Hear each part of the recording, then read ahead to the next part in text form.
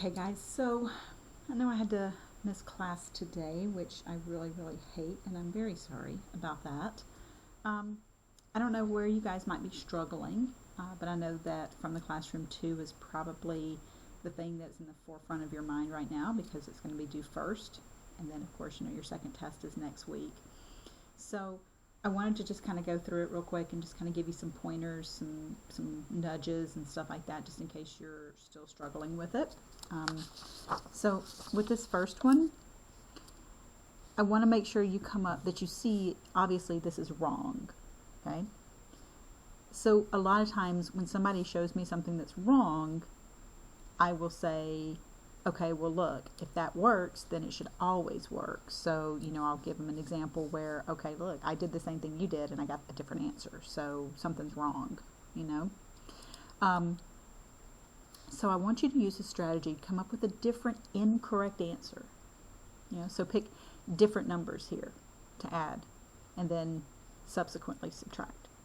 So what he's thinking is like, okay, well I added those, so then I just turn around and subtract them, so it should be okay, right? And there is something in there that you could do, but when you start explaining why you cannot just add 4 and then subtract 4 after this multiplication process, that's where this distributive property is going to come from. Okay? So you can use the distributive property to explain what's missing from his procedure. So he's not 100% incorrect, just you need to fix his understanding and say, okay, look, if you're going to add 4 and 3, you're going to have to subtract off more than that. And so that's where the distributive process and the area model. So these two are working together. So even if you wanted to do these kind of together as one, you could. But you're going to do these to show, visually and computationally why you can't just subtract 4 and 3, how there's more to have to subtract, more to it than that. Down here, for these two, I'm telling you, you really need to use either a website, which I think Math Playground is a good one, or you can use base 10 blocks if you happen to have any, or if you want to make some.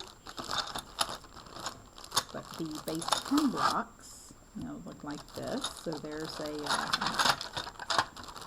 you've got that flat, long, and then we've got the little individual units here. So these are what those base 10 blocks look like. So if you want to actually make yourself some, you could. You could make these sort of with money if you wanted to, where this is $1, this is a dime, and this is a penny. So you could kind of think of it that way. However, that's going to be kind of awkward when you try to regroup these. Okay, so the base 10 blocks are definitely going to be easier. So with both of these, we're starting off with 42.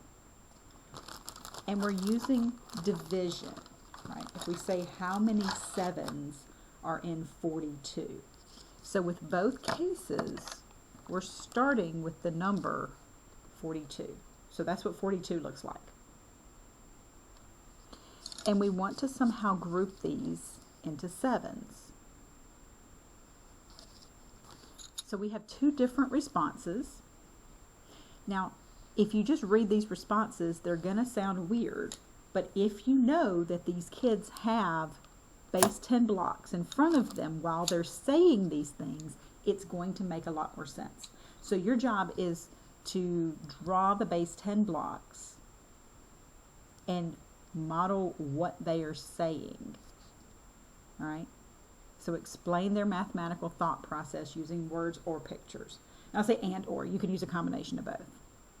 If you want to do some arrows and some circling and drawing and this is there and color coding and stuff like that, go for it. Because I know that math isn't always easy to explain in words. So sometimes pictures are really helpful. And some pictures worth 1,000 words sometimes. Okay? Now, I tell you that both of these answers are correct. I just want you to explain what it is that they're saying using these base 10 blocks. I don't want you just to straight up start drawing just random pictures to go with each sentence. All right, I want you to say, hey, they're starting with 42 with these base 10 blocks, and then, you know, here's what Tucker's saying, here's what Ebony is saying.